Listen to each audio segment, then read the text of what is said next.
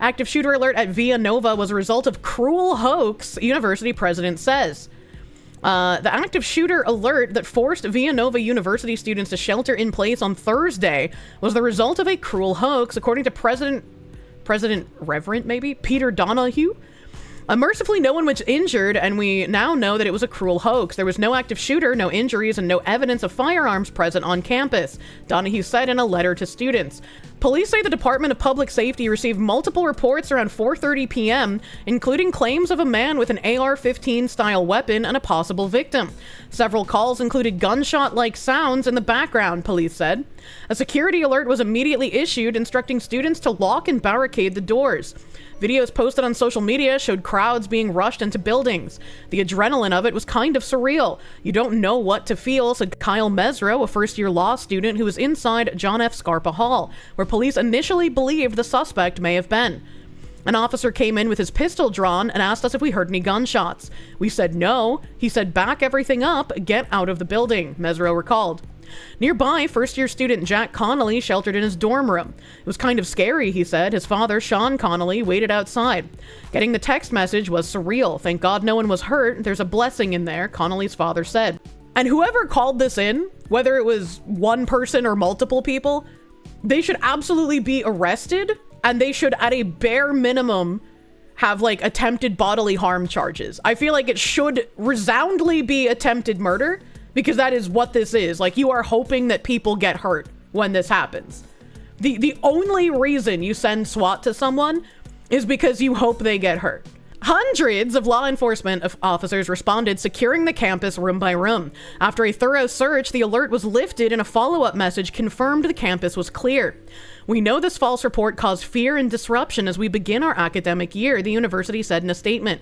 We're deeply grateful to our public safety team, Radnor Police, local law enforcement, and our staff and student leaders for responding swiftly and compassionately. Delaware County District Attorney Jack Stolzheimer said his office, along with the FBI, is investigating. If this was indeed a cruel hoax, this is a crime, and we will track you down if it's the last thing we do. And this needs to be the way every single swatting is handled.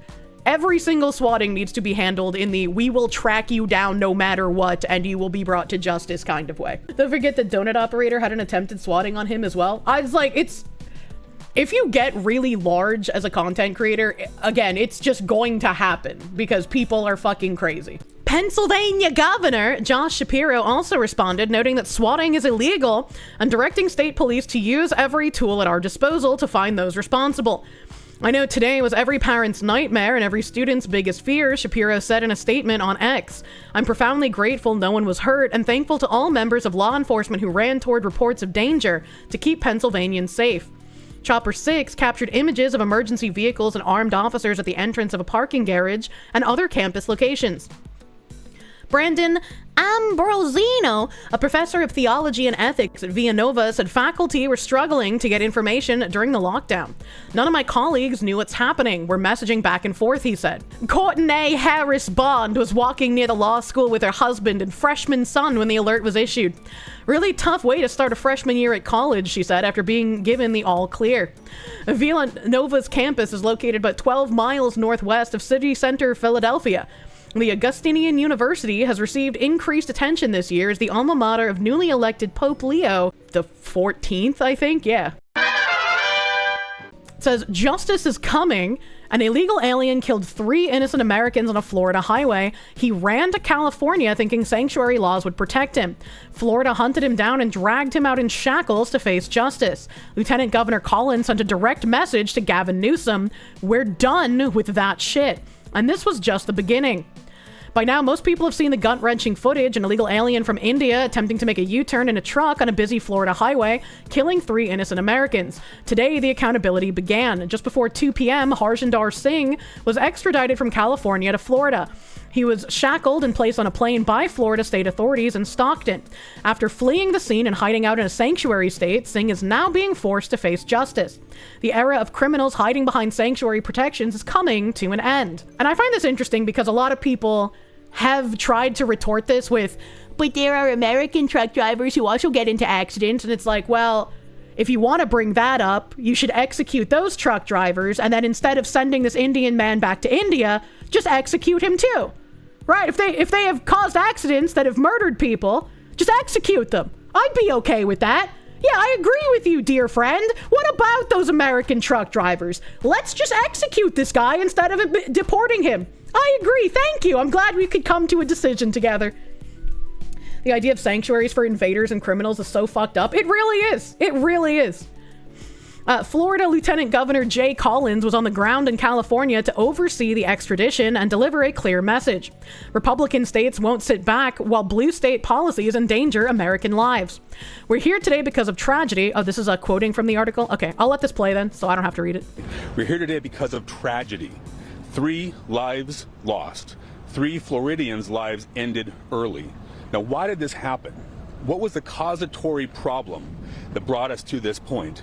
Well, we're here in California because when this tragic accident happened and 3 Floridian lives were lost, he fled back to California, where in 2018 he illegally crossed the border, came here, and ended up getting a commercial driver's license. We're here today to make sure that this guy... Someone who can't even speak English and cannot read the road signs managed to get a CDL. This should not have happened. That family should still be alive. And I think it's really egregious to even try and compare this to American truck drivers who also cause accidents. Because it's like, yes, those Americans who cause accidents, they should face repercussions for doing so. Accidents bad, killing people bad. Hot take, chat. But this is an illegal migrant. He should not be in the country. He should not have been here to make these decisions on road signs that he could not read, and this family should still be alive. And it's like, it baffles me that these people cannot understand cause and effect. Goes back to Florida, faces justice, and those 3 innocent lives lost get the justice they deserve. 3 lives lost because of Gavin Newsom, because of California's failed policies. We're done with that. And I agree, we should be done with that shit. And it's a little insane to me that I've been seeing memes all over Twitter of people trying to turn Gavin into like the left-wing Trump. I was like, that's not gonna happen. That's absolutely not gonna happen. Like, maybe you're gonna have a small cult of sicko fans who are like the vote blue no matter who. But Gavin does not have the like unbridled, I don't give a fuck attitude to be able to back up becoming a meme machine like Trump has done. The Trump administration was in lockstep with Lieutenant Governor Jay Collins. Transportation Secretary Sean Duffy was about to weigh in. The incident happened in his domain. Washington State should not have given him a license. They gave him a full-term CDL license just like he was a U.S. citizen. Shouldn't have happened. But then he went to California and he got a non-domicile license. We're going to investigate that. But here's the big thing, Will. In July, when this was in full effect, this driver was pulled over for speeding in New Mexico. And he can't speak English, he can't read road signs, and per our rule, he should have been taken off the road.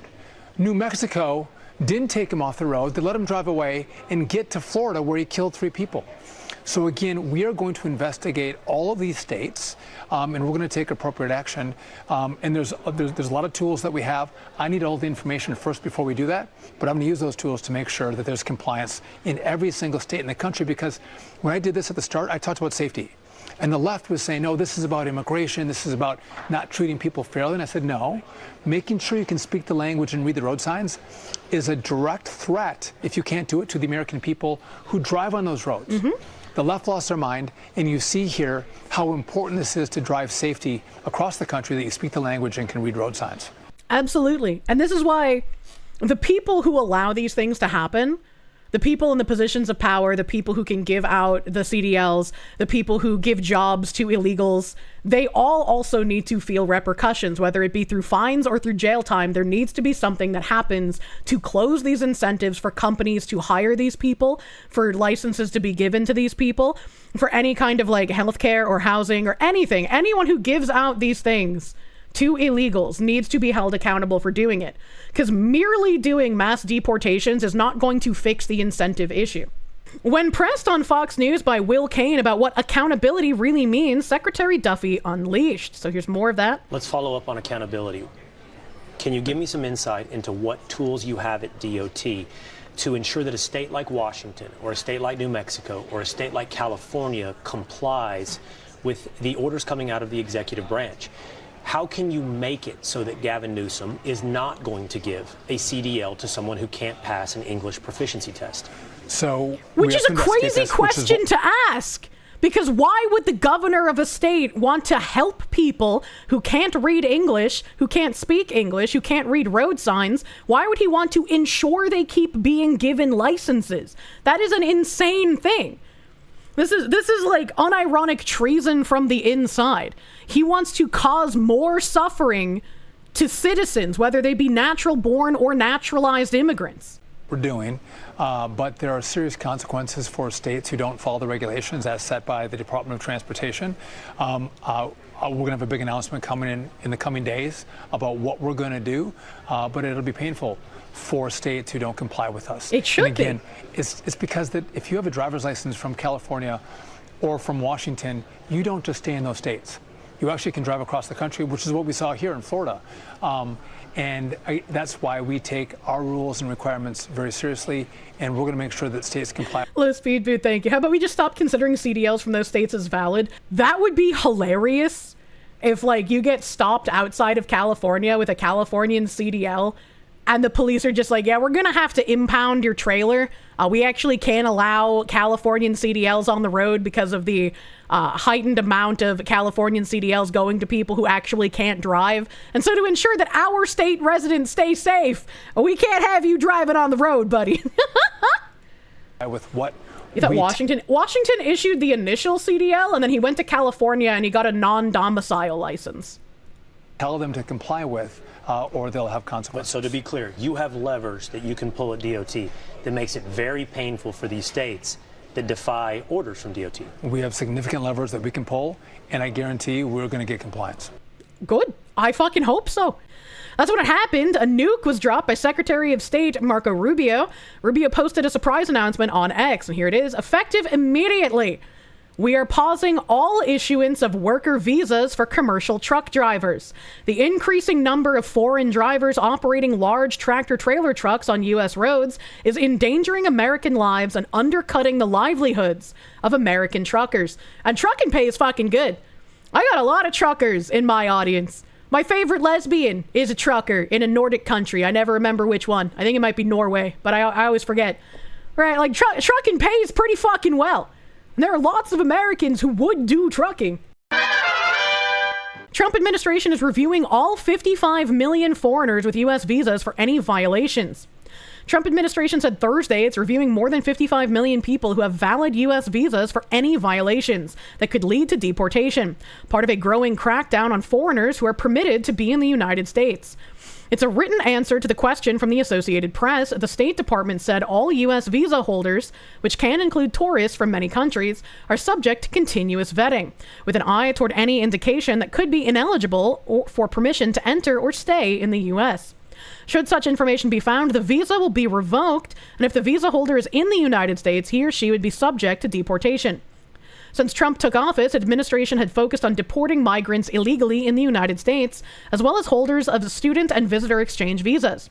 The State Department's new language suggests that the continual vetting process, which officials acknowledge is time-consuming, is far more widespread and could mean even those approved to be in the U.S. could abruptly see those permissions revoked. If you commit a crime, why the fuck would we keep you here? I was like, if I go to another country and I commit a crime, I would expect a lot fucking worse than just being deported back to the U.S., man. Like, come on. A lot of the work visas are issued under fraudulent pretenses, could report a shitload of people and fine a lot of companies with this. Companies absolutely need to have repercussions. If you're just deporting the people and you're not giving out fines or jail penalties to the individuals and the corporations that hire them, it's not going to stop. There were 12.8 million green card holders and 3.6 million people in the U.S. on temporary visas last year, according to the Department of Homeland Security. The 55 million figure suggests that some people subject to review would currently be outside the U.S. with multiple entry tourist visas, said Julia Gillette, Associate Director of U.S. Immigration Policy Program at the Migration Policy Institute. She questioned the value of spending more resources on people who may never return to the United States. Because if we need to revoke their visa and they're not in the United States and they try to get back in, they're just going to get in. Wouldn't it be better to revoke their visa and ensure that they don't come back if they have committed crimes and shouldn't be back here? What do you mean the value of spending resources on this? The State Department said it was looking for indicators of ineligibility, including people staying past the authorized time frame outlined in a visa, criminal activity, threats to public safety, engaging in any form of terrorist activity, or providing support to a terrorist organization. That's crazy that anyone would be against deporting people that fit any of this criteria. Under Texas law, the companies cannot be held accountable for knowingly hiring illegals. It's probably the same in most states. They should be held accountable. Like that law is insane, and it protects the system that continuously has these people come here. We need a national blacklist with eye scans and fingerprints. I found prints!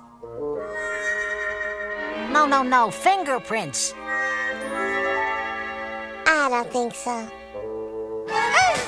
I don't know, I would say let's not go that far, but I mean, they're already doing that. They already do facial scanning in airports. If you don't know, the facial scanning in airports is not, like, mandatory. You can opt out of it. But they don't tell you that. And obviously, TSA is going to pitch a fit if you're just like, yeah, I don't want my picture taken. But they also fingerprint you when you go to other countries. So it's like that's already a thing.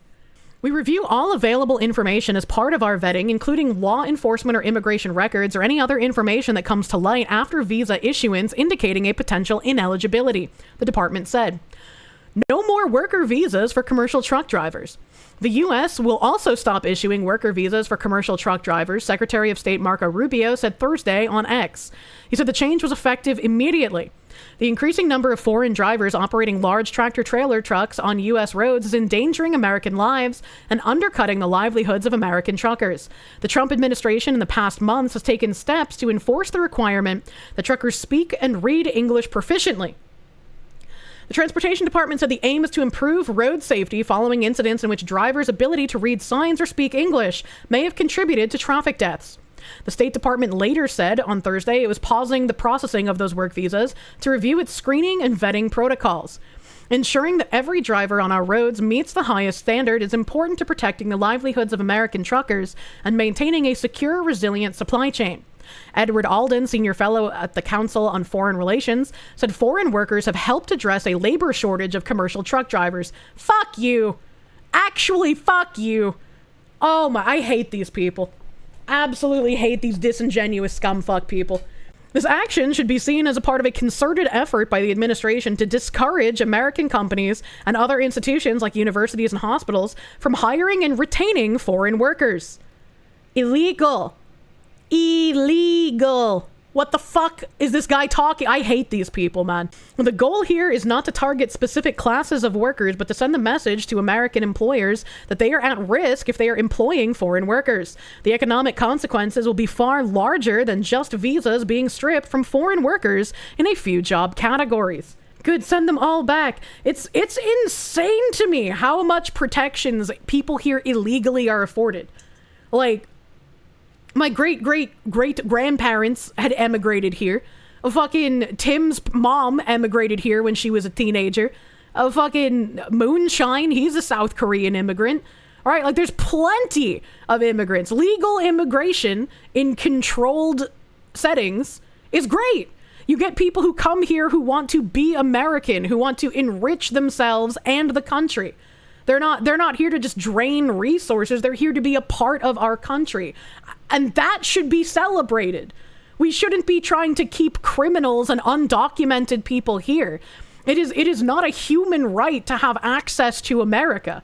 The administration has steadily imposed more restrictions and requirements on visa applicants, including requiring them to submit to in-person interviews. Why was an in-person interview not a requirement already? That seems a little silly.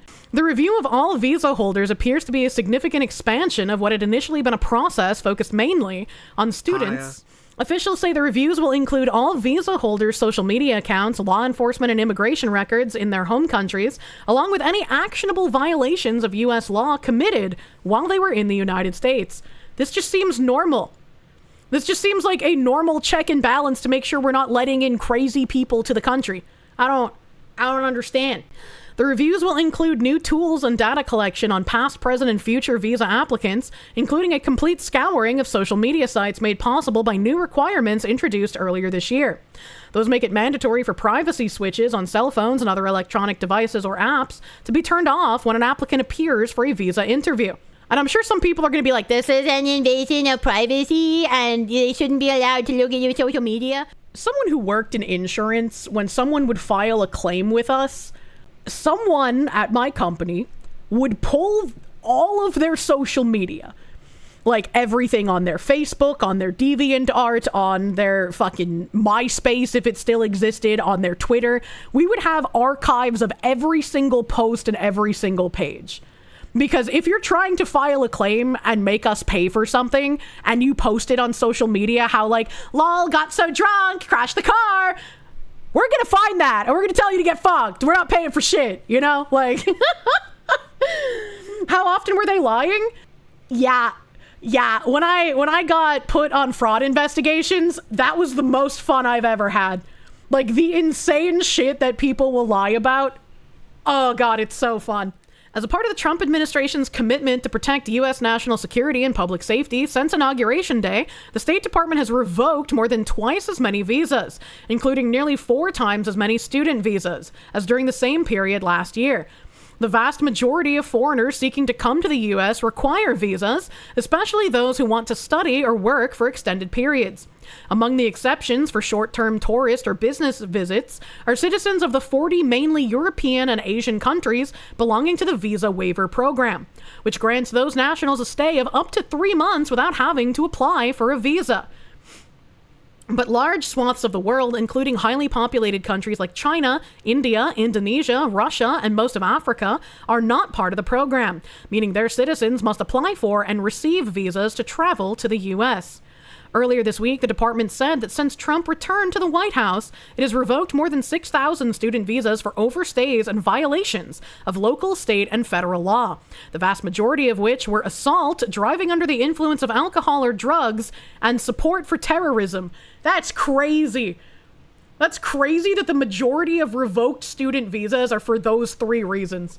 Literally insane, but also good. Get the fuck out. It said about 4,000 of those 6,000 were due to actual infractions of laws, and that approximately 200 to 300 visas were revoked for terrorism-related issues. 200 to 3... That is 200 to 300 way too many. It should be at 0. How are these people even getting here? Including providing support for designated terrorist organizations or state sponsors of terrorism.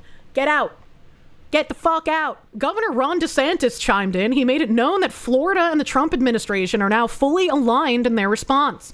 This is what happens when sanctuary policies spill over into the rest of the country, and in this case, in the free state of Florida. There's a lot of quotes here, so I'm assuming this is covered in the video. This is an example of those sanctuary policies spilling over into the rest of the country, and in this case, the free state of Florida. And yes, there were 3 people killed by a guy who should have never been in our country, should have never gotten work authorization, and certainly should not have been issued 2 commercial driver's license. But I will tell you this, since this happened, what have you seen? We have the Lieutenant Governor of Florida bringing him back. He's going to face serious justice. The Trump administration immediately, when this came to light, yanked the business license of the trucking company that employed this guy. And good, fuck that company. There should be repercussions for them for giving this guy a license. Florida, we're going to go after this company too. Good. Because yes, I blame the sanctuary policies, but how as a company do you put somebody on the road who doesn't understand English,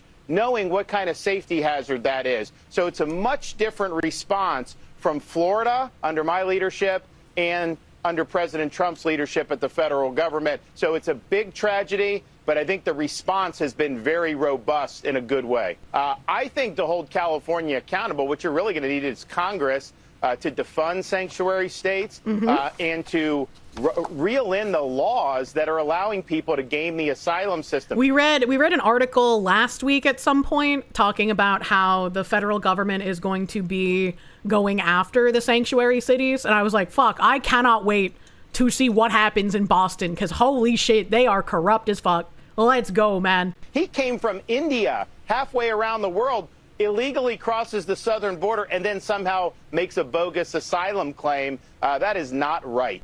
Correct, and agree.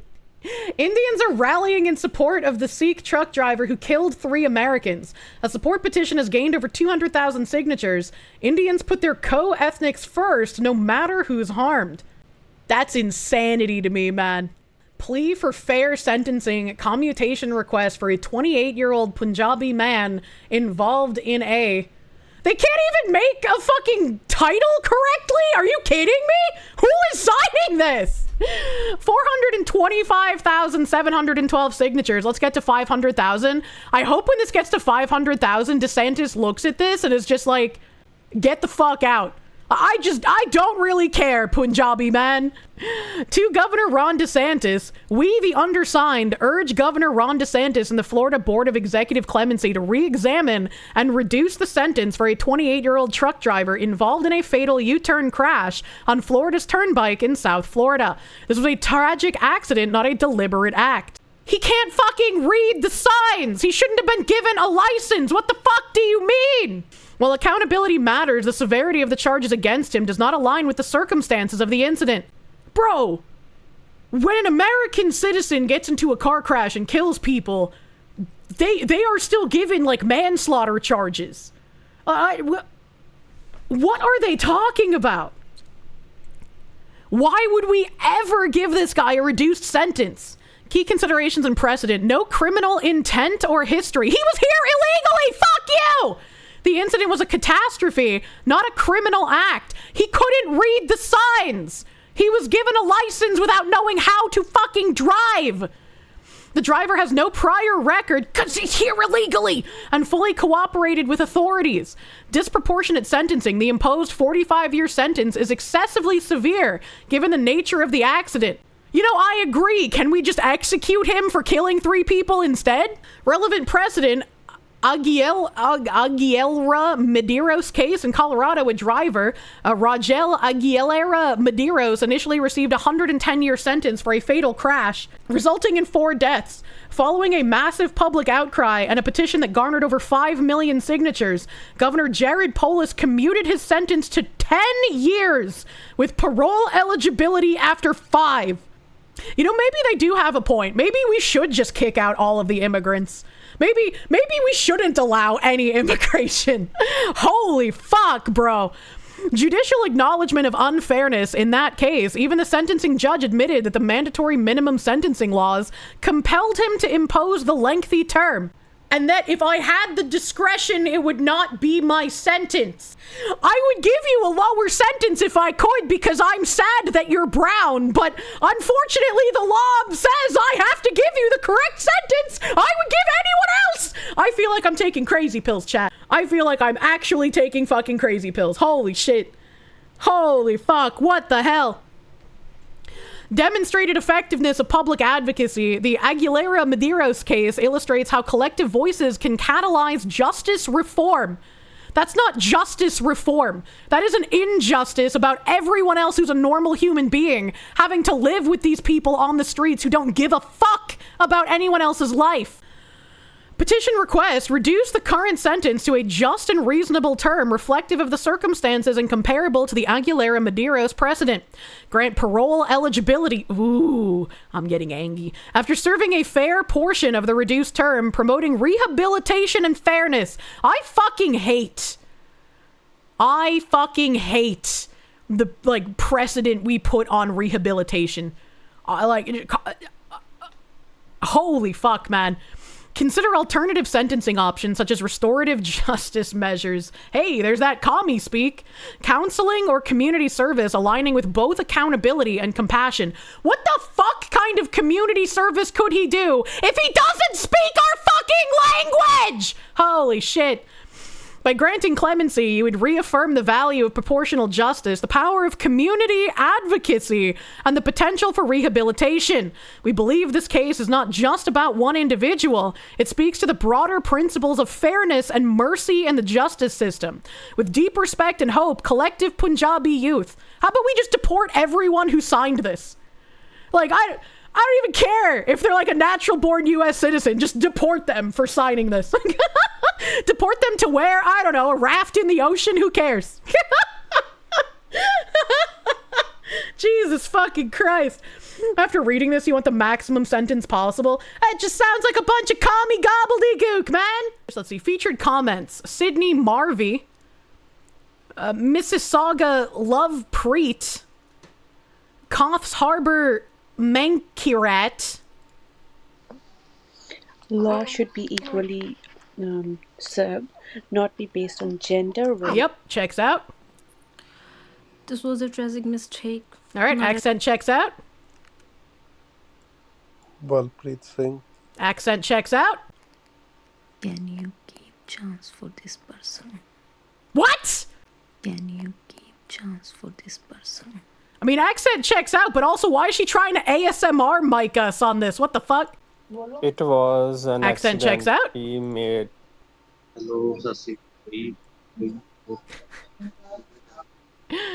Oh my god. Website doesn't block foreign IPs or VPNs. You're able to sign that trucker petition from anywhere. That's crazy. That's crazy. This should not be taken seriously. U.S. State Department has revoked more than 6,000 student visas, official says. And obviously it's on CNN, so we're probably going to get a bunch of people blue-blue-bluing. The State Department has revoked more than 6,000 chatting background music student visas this year. A State Department official said Monday as the Trump administration continues its crackdown on some international students it says have broken the law. The visas were revoked because people had stayed after their visas expired or broken the law, the official said, noting that the vast majority of those legal violations were for cases of assault, driving under the influence, burglary, and support for terrorism. According to the official, approximately 4,000 of the 6,000 visas were revoked because the visa holders broke the law. 200 to 300 were yanked for alleged terrorism under part of the Immigration and Nationality Act that says foreign nationals may be inadmissible to the U.S. due to terrorist-related activities. The thousands of revocations first reported by Fox News came to the Trump administration has undertaken aggressive actions toward universities related to student visas. That total number of visas revoked is nearly 4 times as many as during the same period last year, a State Department official said on Thursday. Administration officials have particularly targeted international students active in protests against the war in Gaza, accusing those students of anti-Semitism and of supporting terrorism. In one high-profile case, Tufts University PhD student Rumesia Ozturk's visa was canceled. We read the article on this. We saw the pictures. I don't remember if there was a video of her getting detained by ICE. And she was seized by masked federal agents in March and put into ICE detention. A judge ordered her release in May. It's really weird that they're framing this as the masked federal agents being bad. I, for one, am really glad the federal agents are masked up and preventing the spread of COVID to these poor immigrants. In June, the State Department told its embassies and consulates it must vet student visa applications for hostile attitudes towards our citizens, culture, government, institutions, or founding principles.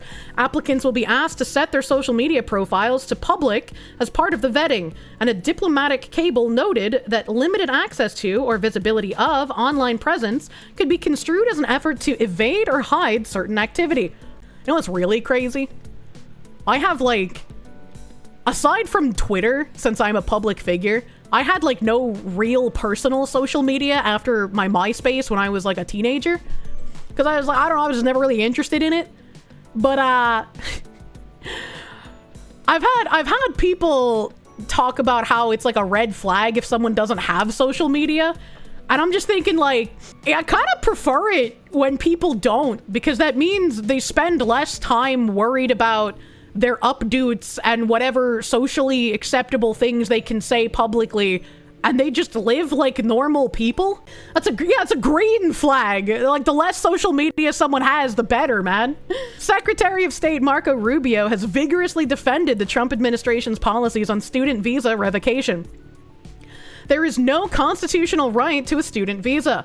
A student visa is something we decide to give you, he said in an interview with EWTN in early August. Visas of every kind are denied every day all over the world. As I speak to you now, someone's visa application to the U.S. is being denied.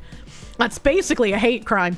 So if I would have denied you a visa had I known something about you, and I find out afterwards that I gave you a visa and I found this out about you, why wouldn't I be able to revoke your visa? A very convoluted way of saying that.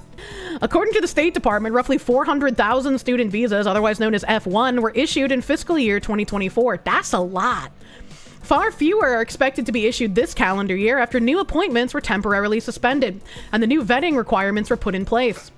An analysis by NAFSA, Association of International Educators, and JB International forecast a potential 30 to 40% decline in new international student enrollment, contributing to a 15% drop in overall enrollment this fall. Such an outcome would deprive local economies of $7 billion in spending and more than 60,000 jobs. I'm fucking hitting X so hard. Without significant recovery in visa issuance in July and August, up to 150,000 fewer students may arrive this fall, it said. That means there'll be 150,000 slots for American students. That's good. The State Department is continuously vetting more than 55 million foreigners who possess a U.S. visa. The department officials said on Thursday. The State Department revokes visas anytime there are indications of a potential ineligibility, which includes things like any indicators of overstays, criminal activity, threats to public safety, engaging in any form of terrorist activity, or providing support to a terrorist organization, the official said of the continuous vetting.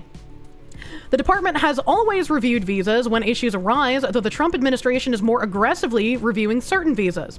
We review all available information as part of our vetting, including law enforcement or immigration records, or any other information that comes to light after visa issuance, indicating a potential ineligibility under the Immigration and Nationality Act. And it's wonderful to see. It's wonderful to see that they're actually going through extra vetting to see if some of these visas should be revoked or were issued in error. This is the type of shit that's going to radicalize people. A story in 4 parts. CC Jobs Now PR. Jobs Now is the Twitter account that was like exposing all of the jobs that are earmarked for H-1B visa people and showcasing it so that Americans can apply for those jobs and disrupt the H-1B visa issuance. And so this guy, to ask people ops at newrelic.com. Good morning. Attached, please find my resume for consideration of the Director Product Management, reference 202782778, role. Thank you. Colin Russ. And someone replied from the Ask People Ops, Mr. Jordan Belcher. No relation to Bob. Hello, Colin. Thank you for reaching out to us and expressing your interest in joining New Relic. We appreciate your enthusiasm and the initiative you've shown in wanting to be a part of our team. Currently, we don't see an active application for a specific role from you. We encourage you to explore our careers page where we regularly update new opportunities that align with our mission and values. You can find detailed descriptions of open positions and the requirements for each role. Please visit the New Relic careers page here. And I put the little link. We look forward to hearing from you once you've found a role that matches your skills and career goals. Thank you again for considering New Relic as a potential place for your professional journey. Thank you, the New Relic Talent Operations Team. And Colin replied, the advertisement in the newspaper for the Director of Product Management just said to send a resume with reference 202782778 to askpeopleops at newrelic.com. Your website does not have the role reference listed. Was this just another H-1B perm fake job listing, or can you provide a link to the role so I can apply and be considered? And someone named Abby Dugan from Ask People Ops responded, hi, Colin. Thank you for your interest in New Relic. We have decided to not move forward with your application at this time. Best, Abby. That kind of solidifies what they were doing here. He also brought up a good point in his response to himself here. He tagged U.S. Department of Labor here. But he said, seriously, at the end of the day, there's no winning.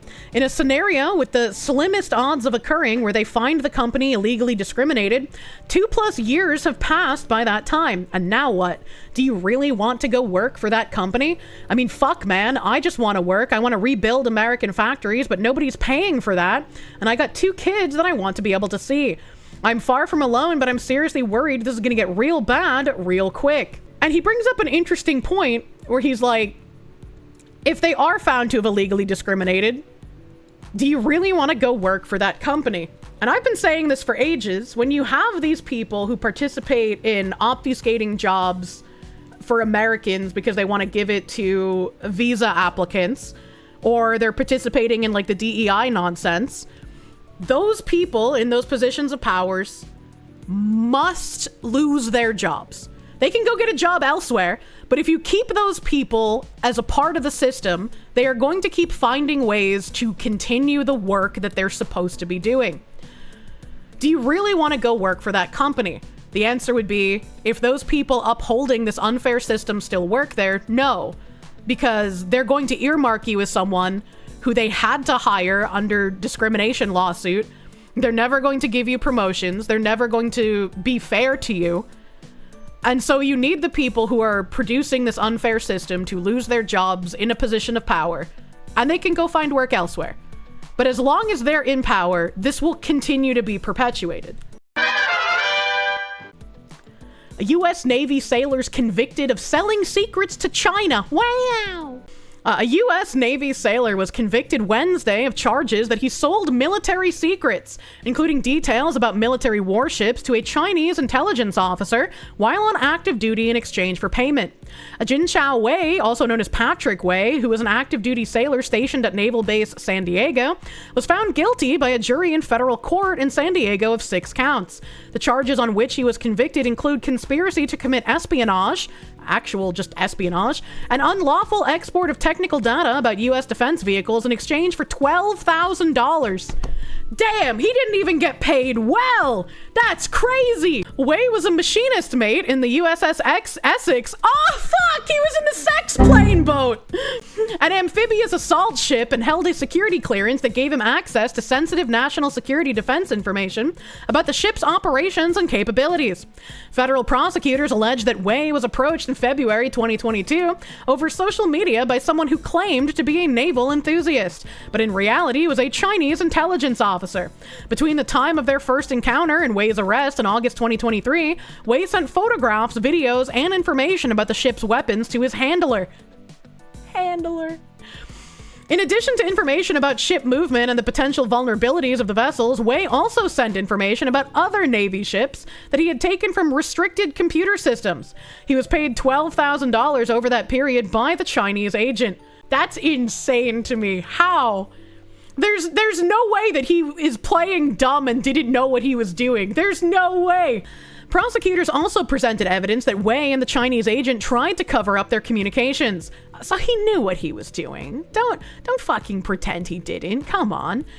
According to the U.S. Attorney's Office in Southern California, Wei used encrypted apps and created multiple online accounts to receive payments from his Chinese handler, whom he referred to as Big Brother Andy.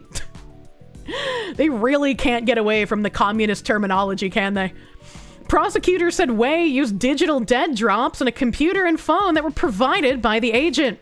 When Wei began providing the handler, Zappa, with information, he told another U.S. Navy sailor that he had been asked to spy for the Chinese government. If you're going to be a spy, maybe don't tell people that you're a spy. That should be like spying 101. Rule 1, don't tell people you're a spy. Like, what the fuck, man? Oh, so he's retarded. Holy shit. After he was arrested, Wei was asked by the FBI investigators to describe his actions involving the Chinese intelligence agents. Espionage, he responded, according to prosecutors. They said Wei, during the interview, also told investigators, "I'm screwed." He knows that if the Chinese catch him, he's fucking done. And he also knows that his family's probably fucking done.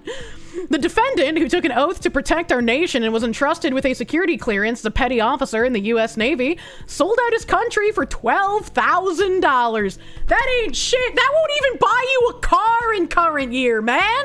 What is he gonna do with $12,000?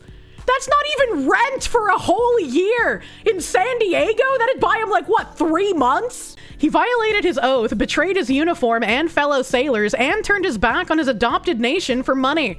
This verdict serves as a warning to those who do not take seriously the solemn obligations of their position of trust or their duty to this nation.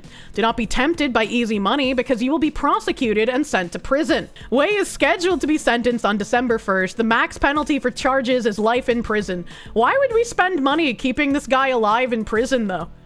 Like, unironically, it would be a worse fate to just send him back to China. Wei's lawyer, Sean Jones, said in a statement to CBS News, it was never disputed that Jin Chao made numerous errors in judgment. He was young and naive and regrettably agreed to share some very low-level information in exchange for easy money. He said, Wei loves America. I don't believe you. And has no allegiance to China. I hate lawyers. And believed he was selling the information to someone for the apparent personal or professional benefit of the recipient. He literally admitted to it. What do you mean? And not for the benefit of China. Jones said the information Wei sold consisted of outdated maintenance manuals to a broken and obsolete steam-powered ship.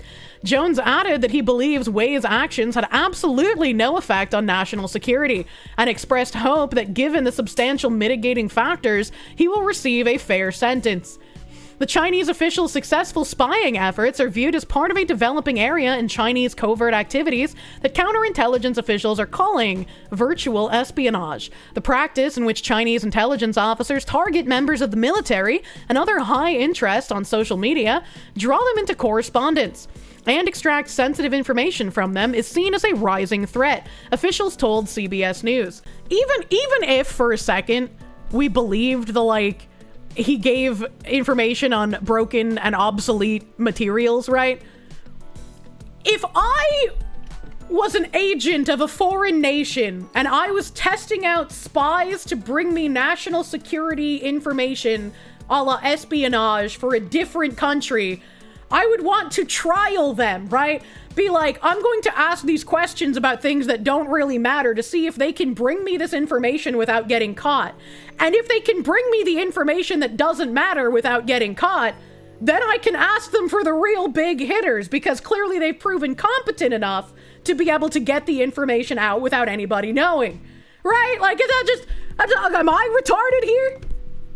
The Chinese officials' successful spying efforts are viewed as a part of a developing area in Chinese covert activities that counterintelligence officials are calling virtual espionage. It's not really virtual espionage if he's like in the US and in the military and actually leaking stuff. Like, that's not virtual, right? That's tactile. The practice in which Chinese intelligence officers target members of the military and others of high interest on social media, draw them into correspondence, and extract sensitive information from them is seen as a rising threat. I don't think this was a person targeted in the military. They're trying to make like every excuse in the book for this guy being a spy, and I just don't understand. I am just waiting, right? Like, we have this story in front of us. We have that one Chinese lady who was like an advisor to one of the Cuomo people in New York who ended up leaking stuff to China, right? I'm waiting for that Chinese national who was put on the board of immigration in some Californian town. I'm waiting for the comeuppance on that one, because it's like, you can't think that's a good idea, but it's California, so, you know. In March, 2 active duty US soldiers and 1 former soldier were arrested after being accused of selling state secrets to foreign countries, including China, the Justice Department announced. In a separate case from 2024, another U.S. Navy petty officer pleaded guilty to handing over sensitive information about the U.S. military after he was contracted in a stock trading chat group on the Chinese-owned social media network WeChat. You know, I feel like China would be able to extract a lot more information about U.S. military secrets if they just played War Thunder instead of actually trying to contact military members. You know? Like, if they just had people hanging out on the War Thunder forums, they'd probably get way more information. Here we have Wall Street's utility power grab. The gold rush is back, but this time it's flowing through power lines instead of California streams. Wall Street's biggest players are descending on America's utility infrastructure with checkbooks that would make Gilded Age robber barons blush.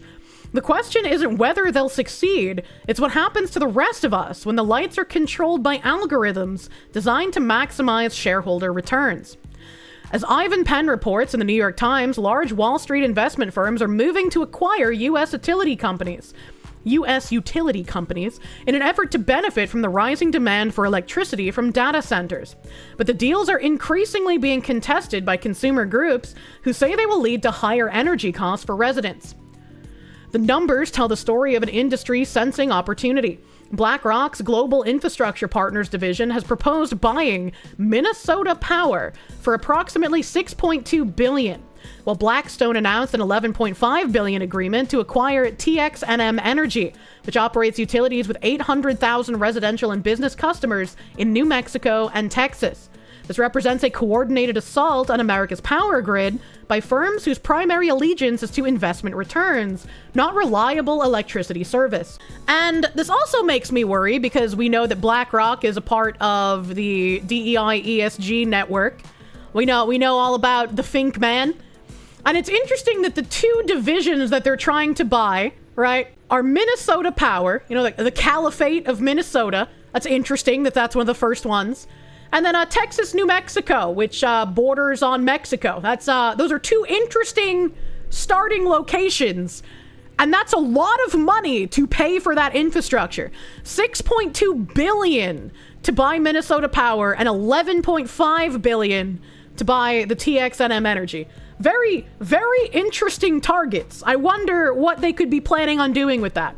The timing is hardly coincidental as artificial intelligence data centers proliferate and grow to use record amounts of electricity. Regulatory fights have emerged over who pays for additional infrastructure and upgrades needed for the giant energy consumers.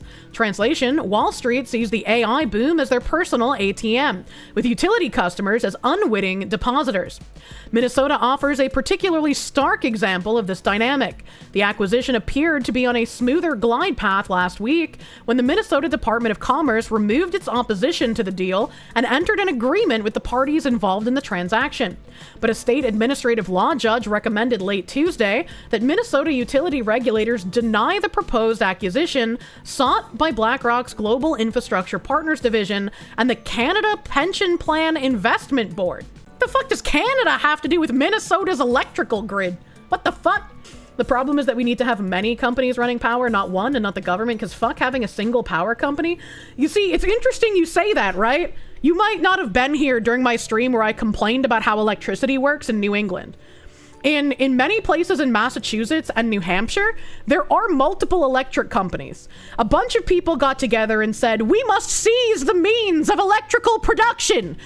And if that sounds familiar to you, it worked out exactly how you were imagining it would.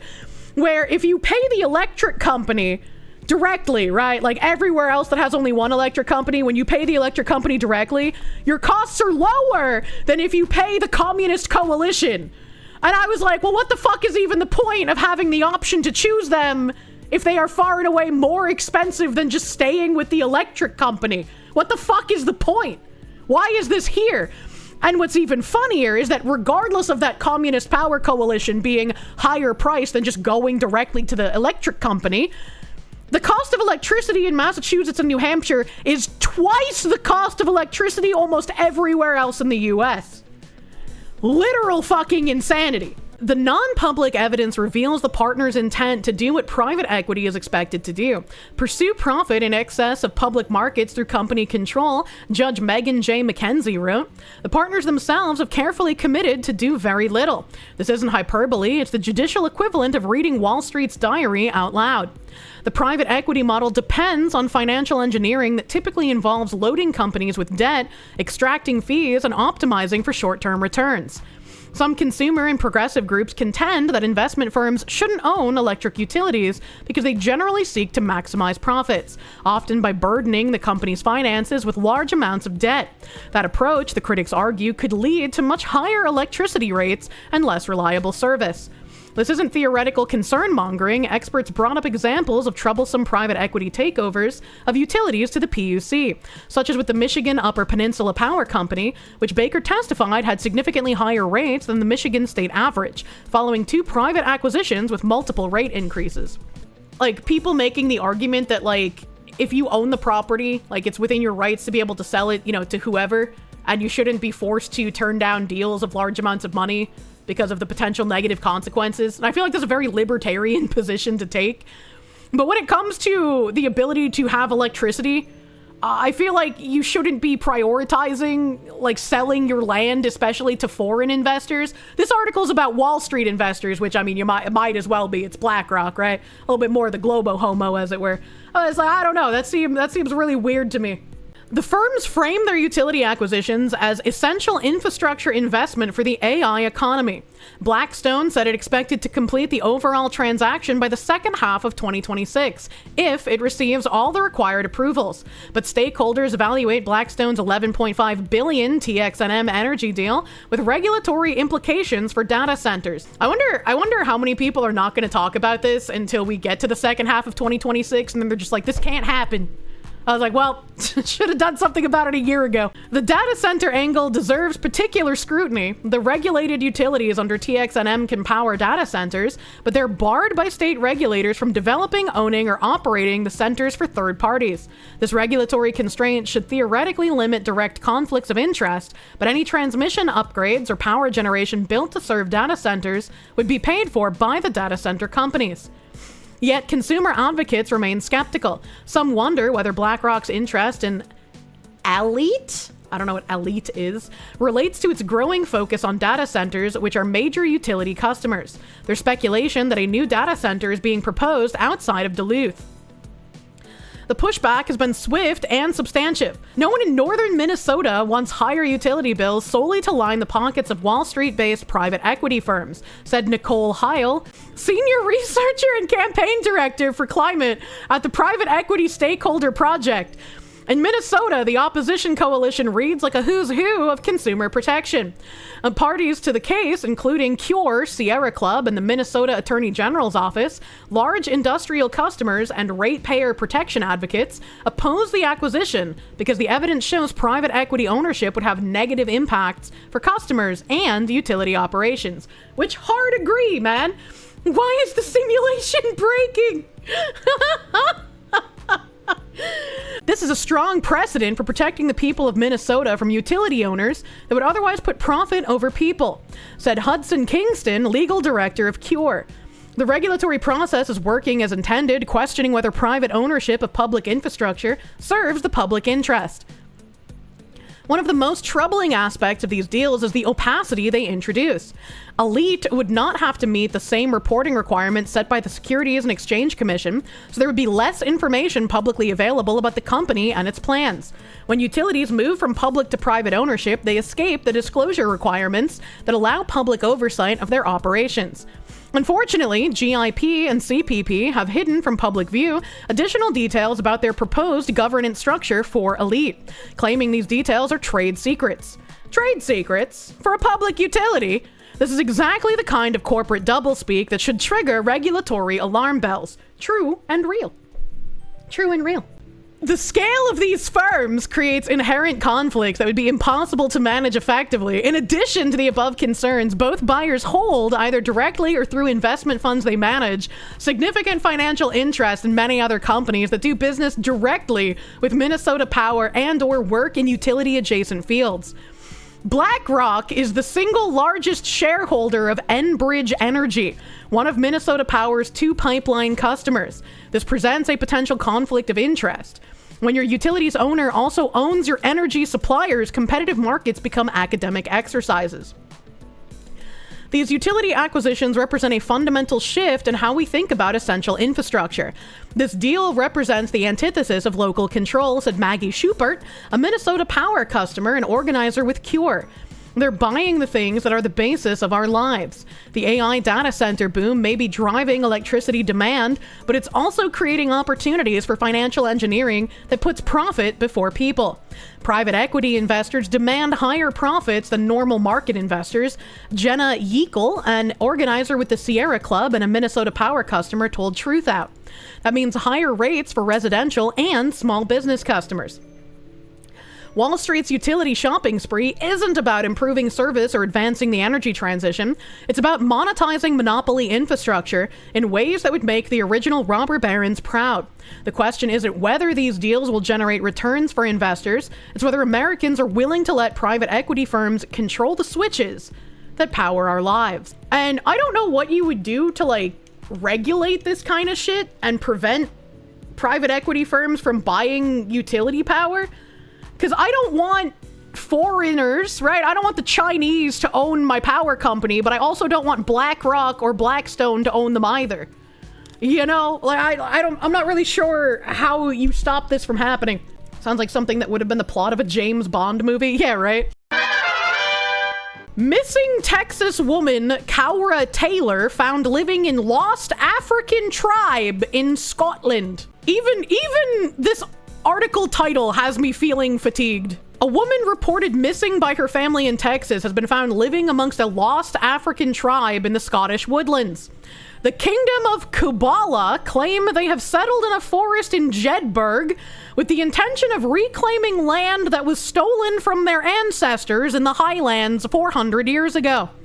The trio consists of group leader King Atenhene, 36, who was previously an opera singer under the name Kofi Ofe, and his wife Queen Nandi, and their handmaiden Osnat. Boy. I am the inferior mistress, and I also play as a surrogate for the queen.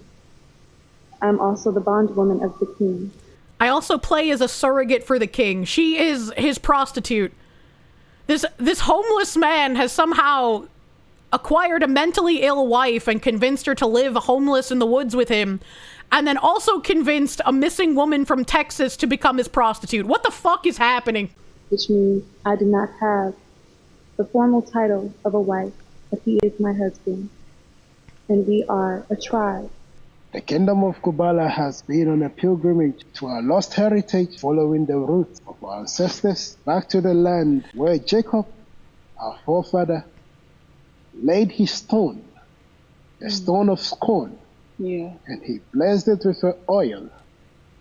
After he poured the oil, he said, one day, the Messiah, his son, what the fuck? The Shiloh, why is she doing shall that? return to Scotland, and he shall build back the lost heritage, the lost kingdom, the last kingdom of Scotland.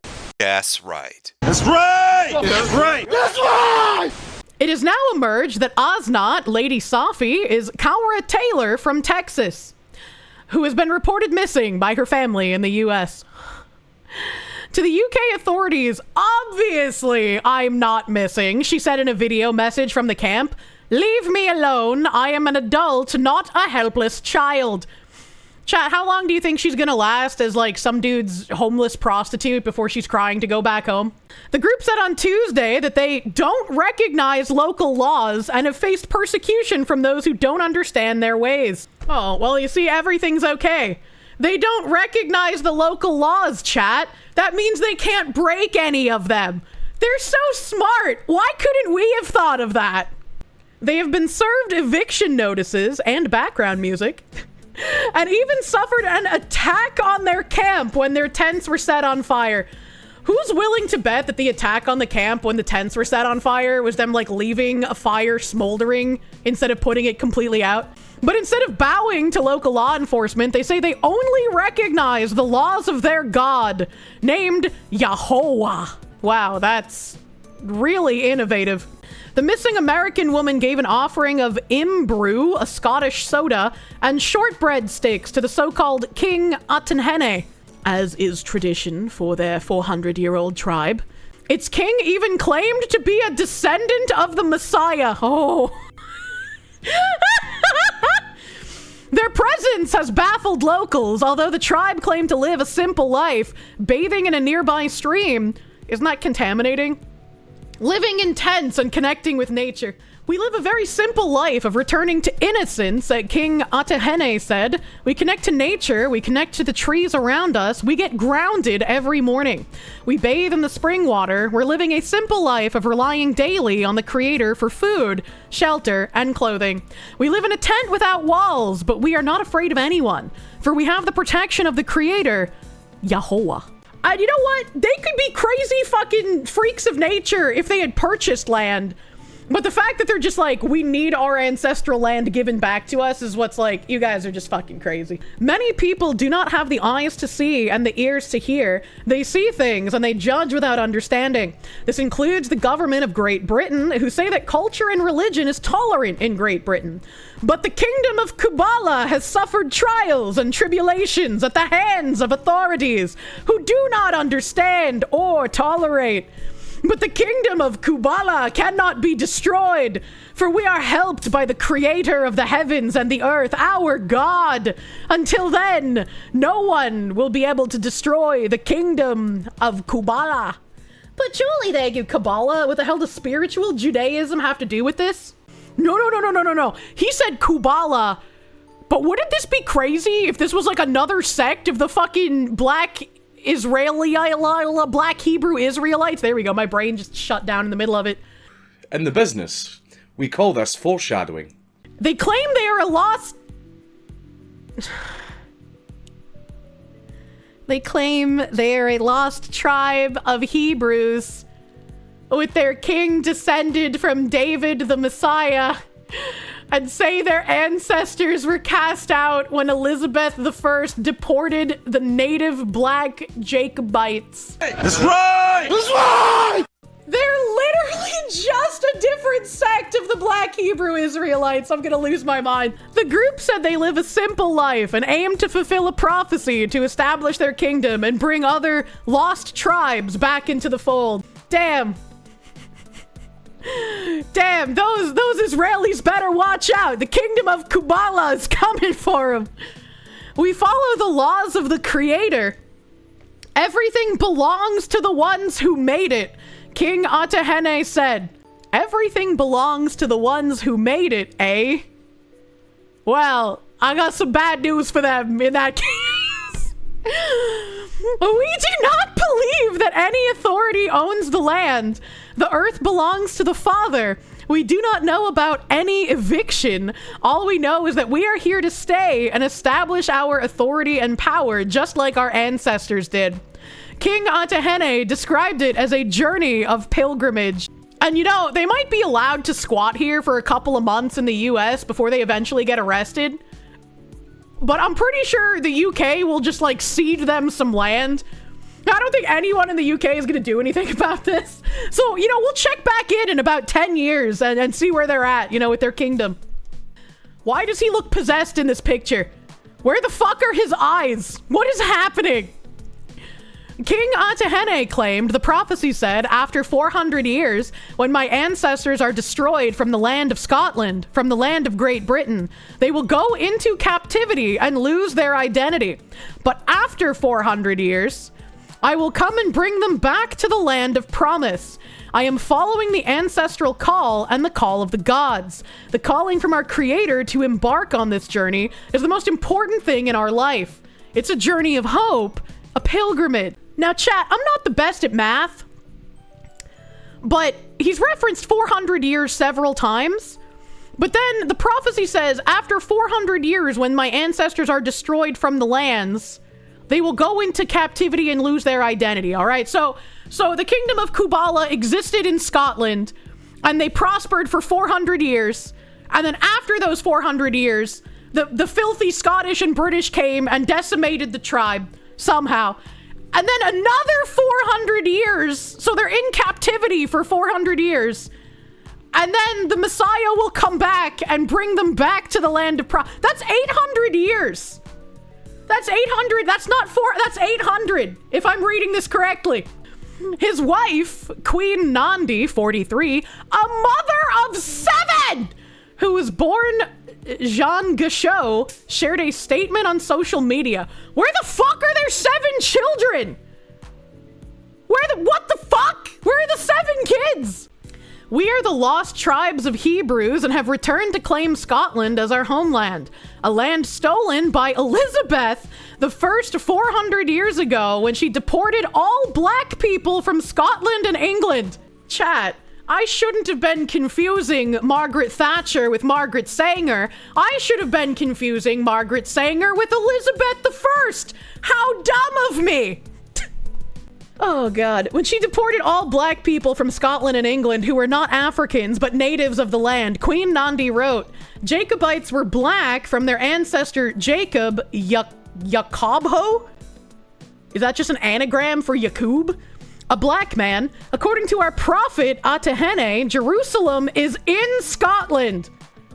Oh, well, thank God. If Jerusalem is in Scotland, we can end the Palestine-Israel conflict today. We can say, Netanyahu, it's okay. Jerusalem isn't in the sand where you thought it was. It's up in Scotland. And you just need to get rid of 3 black people, and then all of your Jews can live in peace away from the Palestinians. It's a perfect 2-state solution. We just give them Scotland. Why didn't anybody think of this sooner? According to our prophet Atahene, Jerusalem is in Scotland and that he is the seed and offspring of David the Messiah. The old world is going. The second Exodus has begun. Only those who live off-grid in tabernacles will be saved as we enter the Millennium Kingdom of Kubala and the world is left behind. I'm gonna be real fucking honest with you, chat. I haven't heard the word tabernacle since I was like maybe 12. That's the first time I've read the word tabernacle in so fucking long. Holy shit. Scottish Borders Council said it had been working with police in Scotland to manage the ongoing situation. This has included the provision of advice and information about housing options and other support services. What the fuck? Will the Scottish winter send them scurrying? A tent without walls gets pretty cold. The Scottish government appear to have succumbed to this invasive cult. It's 3 people! What do you mean invasive cult? The UK isn't a real nation, man. This isn't real. What with offering housing and support services, the sun is truly set on the UK. Okay, kids, great job on the costumes. Playtime is over. Oh my god. This is actual insanity. This is unironically just a bunch of American black people looking at the extreme state of British welfare and thinking, bro, if some random Afghan or Syrian can get infinite free gibs, we can too. I think only one of them is American. I think only the prostitute is American. I don't know where the other 2 are from. We deported morons like this each year. You can't kick them out. They're an indigenous tribe. You can't just claim to be indigenous. That's like if I went to Japan and I started squatting in some remote village and I was like, truly, I am an indigenous Japanese. I am not a fox woman. I am a grand kitsune descended from the heavens. Like, what the fuck? That's right! That's right! That's right!